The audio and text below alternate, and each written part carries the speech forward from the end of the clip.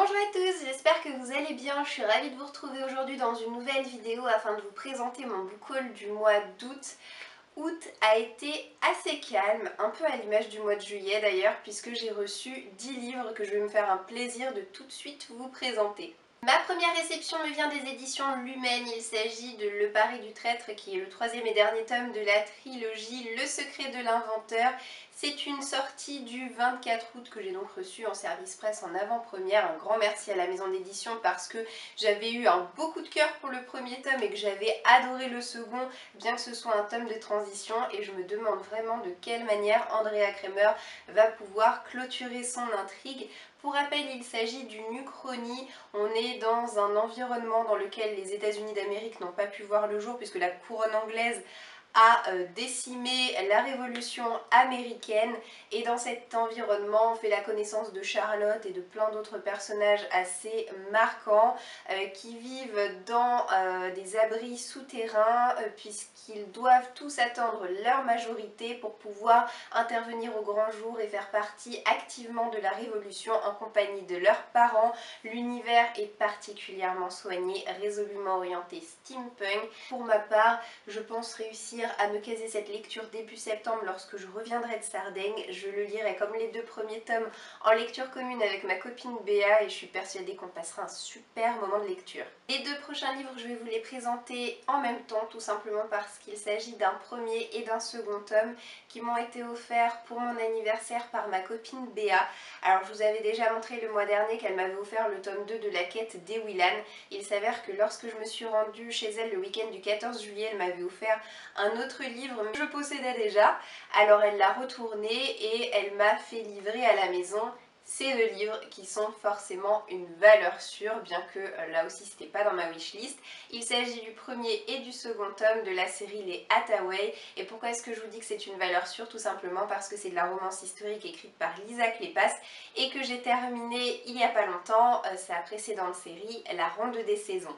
J'ai adoré tous les tomes de la Ronde des Saisons, ça fait pas un pli que je vais également apprécier cette nouvelle série qui comporte je crois 4 ou 5 tomes. Là aussi en général elle fait des séries assez courtes, ce qui n'est pas pour me déplaire, et je vais pas vous résumer ces deux livres tout simplement parce que je sais pas très bien de quoi ça parle, et puis bon, en général les romances historiques c'est bien de se lancer sans trop en savoir. Tout simplement je crois que les personnages centraux de cette série sont des romanichels. Voilà tout ce que je pourrais vous dire là-dessus. Je sais pas encore quand est-ce que j'aurai l'occasion de me lire le premier tome, mais assurément ce sera une bonne lecture. De la part de ma copine Althea, j'ai reçu 2 livres pour mon anniversaire. Je les ai reçus il n'y a pas longtemps et je suis tellement contente de ce qu'elle m'a offert. Elle m'a offert le tome 4 d'une série que j'affectionne énormément. Il s'agit de la série Meg Corbin, écrite par Anne Bishop. Ce livre est sorti aux éditions Milady dans un format poche début juillet et je l'ai ajouté vraiment très récemment à ma wishlist parce que je n'ai pas vu passer sa sortie à temps. Sinon, croyez-moi, je me serais précipitée pour me le procurer moi-même lors de sa sortie, mais je suis tellement heureuse qu'elle me l'ait offert. J'ai déjà eu un beau coup de cœur pour les 2 premiers tomes. Le tome 3 m'avait semblé un petit peu en dessous des 2 autres, je crois que je lui avais mis la note de 4 sur 5, mais bon, 4 sur 5, entre nous ça reste une excellente note. Et je me demande un petit peu ce que va donner ce tome 4. Je suis vraiment très impatiente de le lire. Pour ceux qui ne connaîtraient pas encore cet univers, il nous fait découvrir Meg, qui est l'héroïne de cette histoire. C'est une prophétesse de sang et elle a la particularité de s'entailler la peau pour accéder à des visions prophétiques. Et une prophétesse de sang peut endurer 1000 coupures avant de succomber à ses blessures. Elle était retenue contre son gré dans une espèce d'institut duquel elle a réussi à se libérer et elle a trouvé refuge dans un enclos qui est peuplé par des personnages qui s'appellent les autres, avec un A majuscule. Les autres ne sont pas humains, ils revêtent une apparence humaine vraiment lorsqu'ils ont besoin d'interagir avec des humains, mais sinon ils sont composés de métamorphes, d'élémentaires, de vampires, de loups-garous, plein de créatures aussi diverses et variées que terrifiantes. et il va y avoir une certaine alchimie qui va se créer entre Meg et entre Simon, qui est un petit peu le chef de clan de cet enclos. Et que vous dire, mis à part que je suis hyper enthousiaste vis-à-vis de cette série, je pense que vous vous rendez compte à chaque fois que j'en parle, que ce soit dans des book hauls ou dans des update lectures. J'avais même fait remporter, il me semble que c'était le premier tome à l'occasion d'un ancien concours, et j'en profite d'ailleurs pour vous dire que j'ai repéré tout à l'heure sur Amazon que le premier tome était disponible en poche à 3,99 € et comment vous dire que à ce prix-là, ça ne se refuse pas. Et l'autre livre qu'elle m'a offert n'est autre que celui-ci, il s'agit du 3e tome du pensionnat de Mademoiselle Géraldine, Jupon et Poison, écrit par Gail Carriger et sorti au livre de poche. Alors ce livre était dans ma wishlist et c'est tout simplement le livre d'une série que je n'ai pas encore commencé. Voilà, vous avez le droit de me huer, je m'auto-hue, enfin je sais pas si ça se dit, mais vous avez compris le message. Mais alors pour ma défense, je tiens à dire que quand même, Gail Carriger, je connais sa plume et j'adhère franchement à tout ce qu'elle peut faire. J'ai d'ailleurs lu quasiment toute la série du Protectorat de l'Ombrelle, il me semble qu'il n'y a plus que le dernier tome qu'il me faut lire, selon le bon vouloir de ma saga Bookjar, hein, comme d'habitude avec toutes mes séries en cours, bref. Et j'aime beaucoup son univers, et en fait cette série se déroule dans le même univers mais bien des années avant les événements du Protectorat de l'Ombrelle. On retrouve voilà, certains personnages et j'ai trop envie de le lire, c'est trop bien. En fait Gail Carriger est la reine du steampunk, c'est-à-dire qu'elle crée un univers assez extraordinaire et surtout bourré d'humour. C'est vraiment ça que j'apprécie chez elle. Je passe maintenant à mes propres acquisitions et le premier livre pour lequel j'ai craqué, c'est une intégrale chez Brajlon. Il s'agit de Les Foulards Rouges, la première saison écrite par Cécile Duquesne. Je suis particulièrement friande de cette couverture que je trouve vraiment sublime, elle a un cachet certain. Et alors pour la petite histoire, Les Foulards Rouges, c'est une histoire donc, qui se découpe en 3 saisons. Les 3 intégrales sont désormais parues, mais par saison il y avait une dizaine de petits épisodes qui étaient, il me semble, disponibles à l'époque gratuitement en format électronique.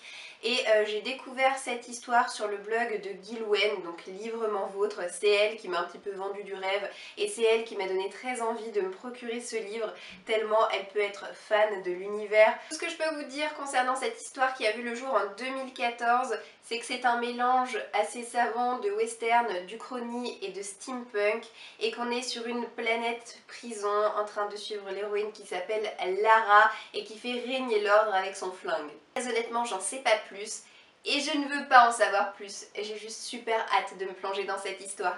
Je me suis également offert Alone, qui est le 3e et dernier tome de la trilogie The Generations, écrit par Scott Sigler et sorti aux éditions Lumen. À vrai dire, je n'ai même pas encore lu le second tome, mais j'avais adoré le premier lorsque je l'ai lu en lecture commune avec Althea. J'espère d'ailleurs que nous aurons l'opportunité de lire prochainement le tome 2 parce que j'ai très envie d'avancer dans cette trilogie que j'avais vraiment trouvée étonnante et captivante. On fait la rencontre de M qui va s'extirper d'un sarcophage. Dans sa tête elle a 12 ans mais elle va découvrir qu'elle a déjà le corps d'une jeune femme. Elle est devenue amnésique, elle ne se rappelle plus son vrai prénom, elle ne se rappelle plus comment est-ce qu'elle s'est retrouvée dans ce sarcophage, elle ne sait pas du tout où est-ce qu'elle est ni ce qu'elle est censée faire. Tout ce qu'elle voit c'est que dans la pièce dans laquelle elle se trouve il y a plein d'autres sarcophages semblables aux siens. Elle va donc essayer de tous les ouvrir et aider les vivants à s'en extirper. Elle va prendre la tête d'un petit groupe de jeunes âgés du même âge qu'elle et ensemble ils vont essayer de s'enfuir de l'endroit dans lequel ils ont été retenus visiblement contre leur gré. Je peux pas vous en dire plus mais c'est vraiment une histoire assez incroyable et encore une fois totalement imprévisible et c'est vraiment ça, l'imprévisibilité que j'ai le plus apprécié. Un autre livre que j'ai décidé de m'acheter ce mois-ci, c'est Bone Season, le premier tome, saison d'os. C'est écrit par Samantha Shannon et c'est sorti aux éditions J'ai lu. C'est sorti d'ailleurs il y a un petit moment, mais bizarrement, j'ai pas trop vu ce livre passer, que ce soit sur la blog ou sur YouTube, alors que vraiment absolument partout, les notes le concernant sont vraiment excellentes. On est dans une espèce de futur alternatif pas si lointain que ça puisque l'intrigue se passe en 2059. L'héroïne s'appelle Paige, elle est anglaise et elle a la capacité de s'infiltrer à l'intérieur du cerveau des gens de manière tout à fait illégale. Paige est ce qu'on appelle une clairvoyante. Les gens comme elle sont assez nombreux mais pour autant ils sont pas du tout bien perçus et ils sont même traqués. Je pourrais pas vous en dire plus sur cette histoire, comme vous pouvez le constater c'est un gros pavé. Le tome 2 est sorti en français, le tome 3 pas encore, il est disponible qu'en anglais pour le moment, mais une fois de plus c'est une série qui fait un tabac. Il a même été dit que Samantha Shannon était la nouvelle J.K. Rowling, une telle phrase d'accroche ne peut qu'éveiller ma curiosité. Je me demande un petit peu à quelle sauce je vais être mangée avec ce livre. Quoi qu'il en soit, j'espère vraiment être agréablement surprise par cette lecture. Et le dernier livre que j'ai à vous présenter dans ce book haul, je pense que vous en avez l'habitude maintenant, il s'agit d'un livre en anglais puisque j'en achète un par mois. J'ai jeté mon dévolu sur Thousand Pieces of You, écrit par Claudia Gray, et c'est clairement pas du tout à cause de sa couverture que je l'ai acheté. Je rigole, là aussi si vous me connaissez, vous devez être certain que c'est carrément à cause de sa sublime couverture que j'ai craqué pour ce livre. Non mais regardez-moi ça quoi! Bon, heureusement l'histoire a également l'air d'être très sympa. On va dire que c'est un mix entre la couverture et l'histoire, voilà, 50-50. D'après ce que j'ai compris, les parents de l'héroïne sont physiciens et ils ont inventé une manière de sauter à travers des univers parallèles. Mais voilà, leur assistant qui s'appelle Paul les a tués avant de prendre la fuite dans l'un de ces multiples univers. La fille du couple qui s'appelle Marguerite et qui est donc l'héroïne de l'histoire a évidemment décidé de poursuivre le meurtrier de ses parents. Elle aussi, elle a sauté dans l'un de ces univers alternatifs pour le traquer et pouvoir se venger. Mais voilà, lors de ces différents périples, elle va tomber sur des personnes qu'elle connaît mais qui n'ont pas le même caractère ni la même personnalité que dans son univers à elle d'origine.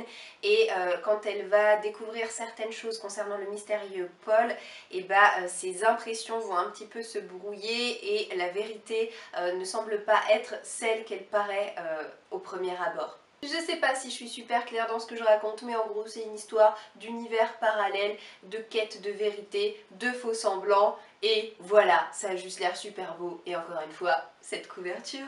Le book haul est désormais terminé, j'espère que cette vidéo vous aura plu. N'hésitez pas à me laisser un commentaire si toutefois nous avons certains des livres que je viens de vous présenter en commun. Je vous souhaite de passer une très bonne journée et je vous dis à très bientôt dans une prochaine vidéo. Ciao ciao!